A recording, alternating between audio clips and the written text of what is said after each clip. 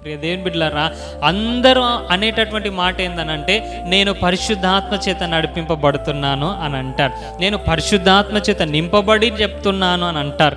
కానీ దేవుని వాక్యం ఏం సెలవిస్తుందనంటే, నిజముగా నువ్వు ఆత్మ కలిగినటువంటి వ్యక్తివైతే, నిజముగా నువ్వు పరిశుద్ధాత్మ చేత నింపబడినటువంటి వ్యక్తివైతే, నీవు నిజముగా పరిశుద్ధాత్మ చేత నింపబడిన వాడవే అయితే నీలో ఏముండాలి అనంటే సమాధానపరిచే ఆత్మ ఉండాలి, ప్రేమించే ఆత్మ ఉండాలి, సహించే ఆత్మ ఉండాలి, ఐక్యతతో ఉండేటటువంటి ఆత్మను మనము కలిగి ఉండాలి. పరిశుద్ధాత్మ దేవుడు అసమాధానానికి కర్త కాదు. పరిశుద్ధాత్మ దేవుడు సహించలేనటువంటి వాడు కాదు. పరిశుద్ధాత్మ దేవుడు ఐక్యతను చెడగొట్టేటటువంటి వాడు కాదు.